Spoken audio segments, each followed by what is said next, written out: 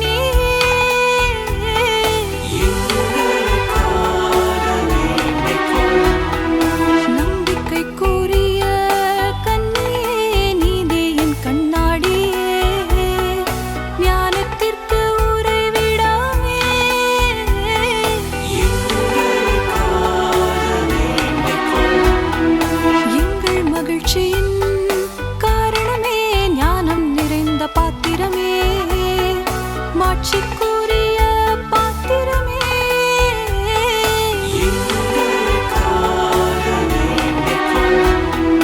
பக்தி நிறைந்த பாத்திரமே, மறைப்பொருளின் ரோஜா மலரே, தாவீது அரசரின் கோபுரமே,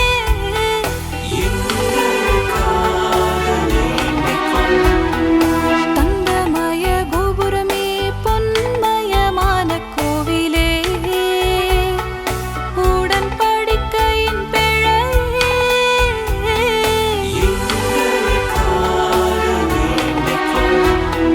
விண்ணகத்தின் வாயிலே, விடியற்கால விண்மீனே, நோயுற்றோரின் ஆரோக்கியமே,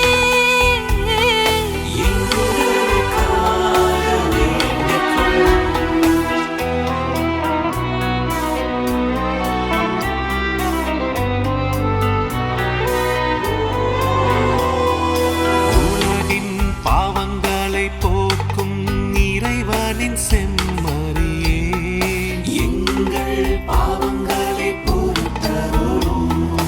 உலகின் பாவங்களை போக்கும் இறைவனின் செம்மறியே, எங்கள் மன்றாட்டை கேட்டருளும்.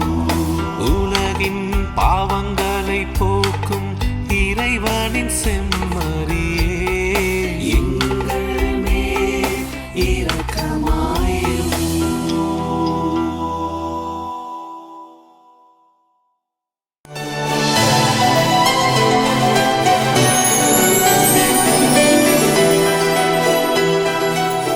மாதா தொலைக்காட்சியின் இனிய இதயங்களுக்கு வணக்கம். நேற்றைய தினத்தில் புனித மோனிகாவின் மரியாள் பக்தியை பார்த்தோம். இன்று அவர் இன்றைய நவீன சமூகத்தில் உள்ள மகன்கள், தாய்மார்கள், மாமியார்களுக்கு எவ்வாறு முன்மாதிரியாக இருக்கிறார் மற்றும் அவரது சமூக தாக்கம் என்ன என்பதனை பார்ப்போம்.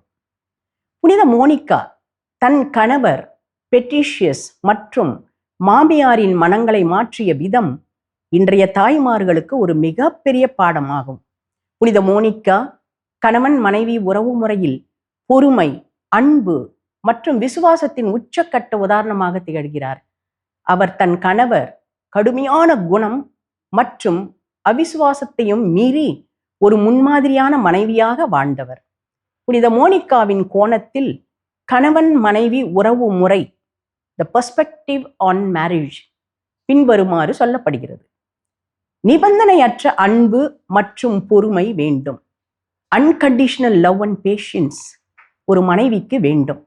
மோனிகாவின் கணவர் பெட்ரிஷியஸ் கோபகுணம் கொண்டவராகவும் கிறிஸ்துவ நம்பிக்கைக்கு எதிரானவராகவும் இருந்தார். இருப்பினும் மோனிகா கோபப்படாமல் அமைதியாகவும் பொறுமையாகவும் தன் கணவனை நடத்தினார். கணவன் கோபமாக இருக்கும்போது பதிலுக்கு பதில் பேசாமல் அவர் அமைதியாகும் வரை காத்திருந்து பின் பக்குவமாக தன் கருத்தை கூறுவார். இரண்டாவது, நடத்தை மூலம் மனமாற்றத்தை கொணர்ந்தார். Conversion through conduct. கணவர் தன்னுடன் கோயிலுக்கு வராத போது மோனிகா அவரை தன் வாழ்வாலும் நடத்தையாலும் இறைவனிடம் கொண்டு வர முயற்சித்தார். அவரது அன்பும் நல்லொழுக்கமும் கணவரின் கடினமான இதயத்தை மென்மையாக்கியது. மூன்றாவது, மனைவியின் கடமை என்ன? ஒரு மனைவி தன் கணவரின் அவிஸ்வாசம் அல்லது கடுமையான நடத்தையை கண்டு சோர்ந்து போகாமல் அவருக்காக இறைவனிடம் ஜெபிக்க வேண்டும் என்பதை புனித மோனிகா தன் வாழ்நாள் முழுவதும் நிரூபித்தார். நான்காவது, பிரச்சனைகளை தாங்கிக் கொள்ளுதல், என்டியூரிங் டிஃபிகல்டிஸ்.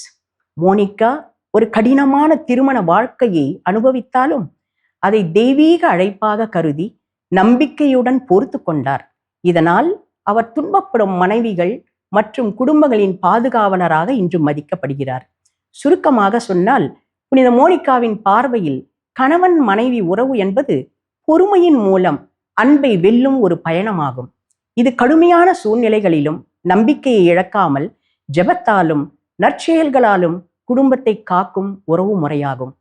மாமியார் மற்றும் மருமகள் உறவின் பல்வேறு பரிமாணங்களை இங்கே விரிவாக காணலாம். தமிழ் கலாச்சாரத்தில் மாமியார் மருமகள் உறவு என்பது மிகவும் உணர்ச்சிகரமான மற்றும் ஆழமான ஒரு பிணைப்பாகும். இது அன்பால் நிறைந்திருக்கும். அதே வேளையில் சில நேரங்களில் அதிகார போட்டியாகவும் மாறுவது உண்டு. எதிர்பார்ப்புகள் மற்றும் பொறுப்புகள் மருமகளுக்கும் உண்டு, மாமியாருக்கும் உண்டு. தனது மருமகள் தன் வீட்டின் பழக்க வழக்கங்கள், சமையல் முறை மற்றும் கலாச்சாரத்தை அப்படியே பின்பற்ற வேண்டும் என்று விரும்புவார். தன் மகனை அவர் கவனித்துக் கொண்டது போலவே மருமகளும் கவனிக்க வேண்டும் என்ற எதிர்பார்ப்பு அவரிடம் இருக்கும். மருமகளோ புகுந்த வீட்டிற்கு வரும்பொழுது தனக்கான ஒரு தனித்துவத்தையும் சுதந்திரத்தையும் எதிர்பார்ப்பார். தன் பிறந்த வீட்டு பழக்கங்களையும் புகுந்த வீட்டில் மதிக்க வேண்டும் என்று நினைப்பார். இரண்டாவது, 2 பேருக்கும் மத்தியில் அதிகார போட்டி ஒன்று இருக்கும். Power struggle. பல ஆண்டுகளாக அந்த வீட்டின் அரசியாக தேர்ந்ததால் ஒரு புதிய பெண் வரும்பொழுது தனது அதிகாரம் குறைந்து விடுமோ என்ற பயம் வரலாம். மகனின் அன்பில் தனக்கு இருக்கும் பங்கு குறைந்து விடுமோ என்று மாமியார் எண்ணுவார். மருமகளோ வீட்டின் முக்கிய முடிவுகளில் தனக்கும் பங்கு இருக்க வேண்டும் என்று நினைப்பார். மாமியாரின் மிதமிஞ்சிய தலையீடு அவருக்கு நெருக்கடியாக தோன்றும். மூன்றாவது, 2 பேருக்கும் ஒரு தலைமுறை இடைவெளி உண்டு. Generation gap. பழைய காலத்து நடைமுறைகளையும் ஆச்சாரங்களையும் தியாகங்களையும் பெரிதாக பேசுவார் மாமியார். நாங்கள் அந்த காலத்தில் எப்படி இருந்தோம் தெரியுமா என்ற ஒப்பீடு அடிக்கடி எழும். மருமகளோ இன்றைய நவீன காலத்திற்கு ஏற்ப வேலை, வாழ்க்கை, சமநிலை மற்றும் நவீன சமையல் கருவிகளை பயன்படுத்துவதையே விரும்புவார். இது இருவருக்கும் இடையே கருத்து வேறுபாட்டை உருவாக்கும். நான்காவது, இன்றைய கால மாற்றம். இன்று பல குடும்பங்களில் மருமகள்கள் வேலைக்கு செல்பவர்களாக இருப்பதால் மாமியார்கள் பேர குழந்தைகளை பார்த்து கொள்வது மற்றும் வீட்டை நிர்வகிப்பதில் பெரிய துணையாக இருக்கிறார்கள். அதிகப்படியான உராய்வுகளை தவிர்க்க இக்கால தலைமுறையினர் தனி குடித்தனம் செல்வதை ஒரு தீர்வாக பார்க்கிறார்கள். இருப்பினும் முக்கியமான காலங்களில் ஒன்று சேர்வது பிணைப்பை தக்க வைக்கிறது. ஐந்தாவது, நல்லுறவுக்கான வழிகள். Ways to harmony. விட்டு கொடுத்தல். இருவரும் ஒருவரை ஒருவர் எதிரியாக பார்க்காமல் ஒரு குடும்பமாக பார்க்க வேண்டும். மாமியார் ஒரு தாயாகவும் மருமகள் ஒரு மகளாகவும் ஒருவரை ஒருவர் புரிந்து கொண்டால் அந்த வீடு சொர்க்கமாகும். கணவன் என்பவர் இருவருக்கும் இடையே ஒரு பாலமாக இருந்து ஒருதலை பட்சமாக செயல்படாமல் சமநிலையை பேண வேண்டும்.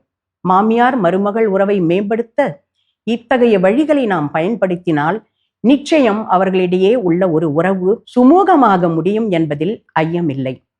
அடுத்து, எவ்வாறு கணவனை திருத்துவது? ஒரு மனைவி எப்பொழுதுமே ஒரு வெளிப்படையான பேச்சு தன் கணவனோடு ஆற்ற வேண்டும். இரண்டாவது, பாராட்டுதல். சிறு சிறு விஷயங்களுக்கும் ஒருவரை ஒருவர் பாராட்டிக் கொள்ள வேண்டும். மூன்றாவது, ஒரு எல்லையை வகுத்து கொள்ளுதல்.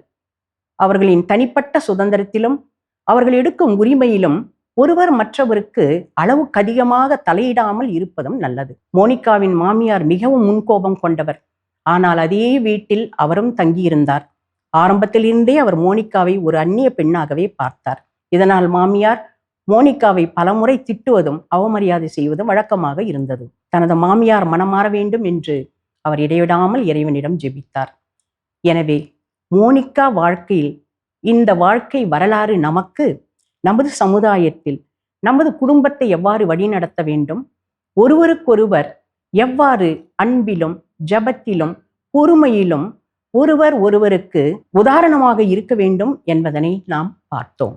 நாளை புனித அகுஸ்தீனார், புனித மோனிகாவின் மகன், எவ்வாறு மனமாற்றத்தை கண்டு ஒரு புனிதராக மாறுகிறார் என்பதை சிந்திப்போம். வணக்கம்.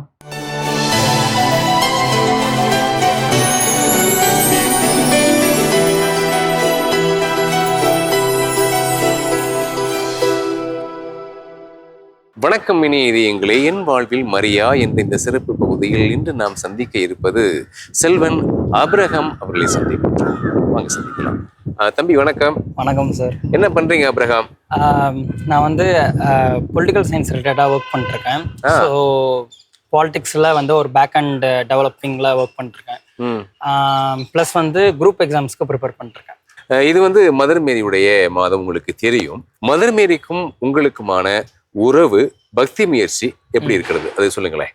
ஆக்சுவலி என்னோட பர்சனல் லைஃப்பில் வந்து மதர் மேரி என்ன மாதிரி இம்பாக்ட் பண்ணாங்கன்னா, எங்கள் அம்மா மூலயமா தான். எங்கள் அம்மா வந்து எப்படின்னா, எங்கள் அம்மா பேரும் ஆக்சுவலி மேரி ஆஷா. அண்ட் அவங்க வந்து ரொம்ப சிக்காக இருந்தாங்க. எங்கள் அம்மா லைக் நிறைய ஹெல்த் இஷ்யூஸ் இருந்துச்சு. அவங்களுக்கு வந்து ஹார்ட்டில் ப்ராப்ளம்ஸ் இருந்துச்சு, அனிமிக்காக இருந்தாங்க, அண்டு கர்ப்பப்பையில் பிரச்சனை இருந்துச்சு, ரொம்ப பிளட்டில் ரொம்ப கம்மியாயிட்டு 3க்கு கீழே 2.9 அந்த மாதிரி இருந்தாங்க. எங்கள் அம்மா சின்ன வயசுலேருந்தே எங்கள் அம்மா வந்து மாதாவை பற்றி நிறைய சொல்லுவாங்க. மாதா பாட்டு அதிகமாக பாடுவாங்க. எங்கள் அம்மா நல்லா பாடுவாங்க. நிறைய மாதா பாட்டு எல்லாமே இது பண்ணுவாங்க. எனக்கு வந்து சின்ன வயசுலலாம் எனக்கு அந்த அளவுக்கு வந்து இது இல்லை. பட் ஒரு தடவை நான் கஷ்டப்பட்டு ஒரு தனியாக இருக்கும்போது என்ன பண்ணுறது எதுவுமே தெரில அப்படின்னு இருக்கும்போது ஐ யூஸ் டு ப்ரே ஆல்சோ. நான் எங்கள் அம்மா வந்து லைக் கொஞ்சம் ரிஃப்ளெக்ட் பண்ண ஆரம்பித்தேன். இப்போ ஒரு பாஸ்ட் 1 இயராக எனக்குள்ளே ஹானஸ்ட்டாக சொல்லணும்னா எனக்குள்ளே வந்து ஒரு ஸ்பிரிச்சுவலாக நான் வந்து ஒரு விஷயத்த வந்து பார்க்குறேன் அப்படின்னா ஒரு பாஸ்ட் 1 இயராக தான். அதுக்கு முன்னாடி எனக்கு பெருசாக ஒரு நாட்டம் கிடையாது. ஆனால் எனக்கு வந்து ஒரு பர்சனல் இம்பேக்ட். எங்கள் அம்மா வந்து அவ்வளோ சிக்காக இருந்தாலும் அவங்க வந்து அதுலேருந்து வெளில கொண்டு வந்தது அவங்களும் சரி நானும் சரி மாதாவோட ஒரு பங்கு இருக்குன்னு நான் நம்புகிறேன். ஏன் நம்புகிறேன்னா எங்கள் அம்மா வந்து நாங்கள் வீட்டில் குடும்ப ஜெபமாலை பண்ணுவோம். குடும்ப ஜெபமாலை பண்ணும்போது எங்கள் அம்மா சிக்காக இருக்கும்போது அது வந்து எங்கள் அம்மாவுக்கு முடியலனாலும் ரோசரி பண்ணும்போது எங்கள் அம்மா ஹாப்பியாக ஃபீல் பண்ணுவாங்க. அது வந்து ஒரு பெரிய ஒரு பார்ட். அழகாவே பகிர்ந்து கொண்டீங்க. அதாவது நாங்கள் ஜெபமாலை ஜெபிக்கிற போது அம்மா வந்து மகிழ்ச்சியா இருப்பாங்க, வழிகள்லாம் மறந்து இருப்பாங்க அப்படின்னு சொல்லி, அது ஜெபமாலையுடைய ரகசியம். அது அருள் வரம் கூட சொல்லலாம். நீங்க அரசியல் படிச்சிருக்கீங்க, பொலிட்டிக்கல் பேக்ரவுண்ட்லயும் நீங்க ஒர்க் பண்ணி கொடுக்கறதா நீங்க சொன்னீங்க. இன்றைய இளைஞர்களுக்கு நீங்கள் கூற வேண்டிய செய்தி ஏதேனும் இருக்கிறதா? கண்டிப்பாக என்னை பொறுத்த வரைக்கும் ஒரு சஜஷனாக சொல்ல முடியும். அது கேட்காதது அவங்க வந்து சுயமாக தான் முடிவு எடுக்கணும். நம்ம வந்து யாரையுமே நீ வந்து இப்படி தான் பண்ணணும் நம்மளால் வந்து கண்டிப்பாக சொல்ல முடியாது. ஆனால் அவங்களுக்கு வந்து எந்த ஒரு விஷயம் வந்து எடுத்துக்கிட்டாலுமே எதையுமே பார்த்ததை அப்படியே நம்பாமல் அவங்களுக்கு வந்து என்ன தெரியுது என்ன இருக்குன்றத உண்மையான நிலவரத்தை அவங்க புரிஞ்சுக்கணுன்றது ரொம்ப அவசியமான விஷயம். இது சொன்னால் அதை அப்படியே அப்சல்யூட்னு நினைக்காம அவங்க வந்து எது கரெக்டாக இருக்கோ அதில் வந்து அவங்க செயல்படணும் அப்படின்றது என்னோட வேண்டுகோள். நன்றி அப்ரஹாம், நீங்க அழகா பகிர்ந்து கொண்டீங்க. மதர் மேரிக்கும் உங்களுக்குமான பக்தி முயற்சிகள் பத்தி அழகாவே சொன்னீங்க. உங்களது வாழ்க்கையை சிறக்கணும், நீங்க வாழ்க்கையில முன்னேறணும்னு சொல்லிட்டு நாங்க ஜெபிச்சுக்கிறோம். நன்றி. இனிய இதயங்களே, என் வாழ்வில் மரியா என்ற இந்த சிறப்பு பகுதியில் இன்று நாம் சந்தித்தது செல்வன் ஆபிரகாம் அவர்கள். அவருடைய பக்தி முயற்சிகள், மரியன்னை உடனான உறவு நிலைகள் ஆகியவை மிக சிறந்த ஒரு எடுத்துக்காட்டாக நமக்கு அமையும் என்று நான் நம்புகின்றேன். மீண்டும் நாளை மற்றும் ஒரு மரியன்னை பக்தரை சந்தித்து அவரது அனுபவத்தை நாம் கேட்டு தெரிந்து கொள்வோம். அதுவரை நன்றி, வணக்கம். ஆண்டவர் இயேசுவுக்கே புகழ். மரியே வாழ்க.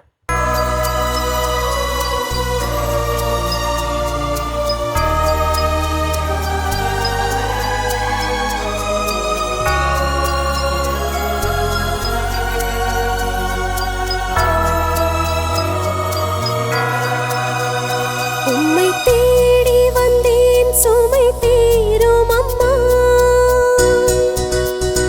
உம்மை தேடி வந்தேன் சுமை தீரும் அம்மா.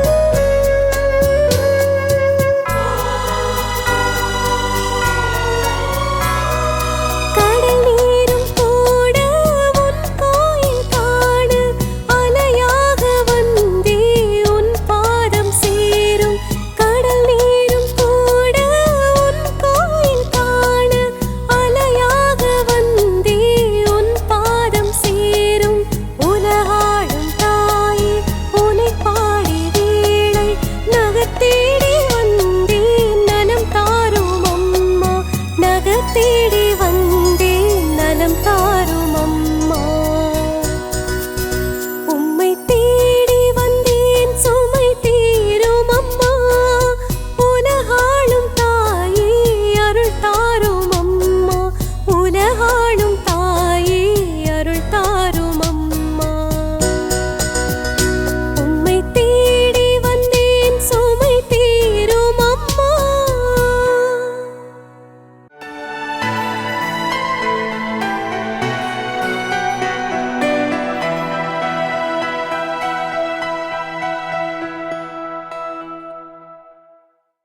கருணையுள்ள அன்னை மரியாளே, இறைவனின் சித்தத்துக்கு முழுமையாக அர்ப்பணித்த தாயே, உமது மகன் இயேசுவின் வழியில் நடக்க எங்களை வழிநடத்தும் ஒளியே, இன்று நாங்கள் உம்முடைய திருப்பாதங்களின் முன் தாழ்பணிந்து நிற்கின்றோம்.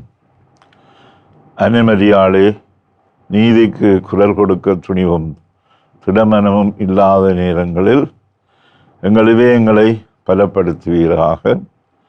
பயமும் மௌனமும் எங்களை கட்டுப்படுத்தும் வேளைகளில் உண்மைக்காக நிலை நிற்பதற்கான ஆற்றலை எங்களுக்கு அருள்வீராக. அநீதி காணும் இடங்களில் மௌனமாக இல்லாமல் அன்புடன் ஆனால் திடமாக சத்தியத்தை பேசும் கிருபையை எங்களுக்கு வழங்குவீராக. எங்கள் வாழ்க்கையிலும் சமூகத்திலும் நீதியும் உண்மையும் நிலைநிறுத்தப்படுத்துவதற்காக நாங்கள் செயல்படும் போது மது தாய்மையான பாதுகாப்பில் எங்களை வழி நடத்துவீராக. அன்னை மரியாளே, இயேசுவின் சாட்சிகளாக வாழ்ந்து நீதிக்காக தைரியமாக நிற்கும் மனதை எங்கள் உள்ளங்களில் நிலைநிறுத்துவீராக. எல்லாம் வல்ல இறைவன் தந்தை, மகன், தூயாவியார் உங்களை ஆசீர்வதித்து நீதிக்காக திருமணத்துடன் நிற்கும் அருளையும் தைரியத்தையும் உங்களுக்கு வழங்குவாராக. ஆமீன்.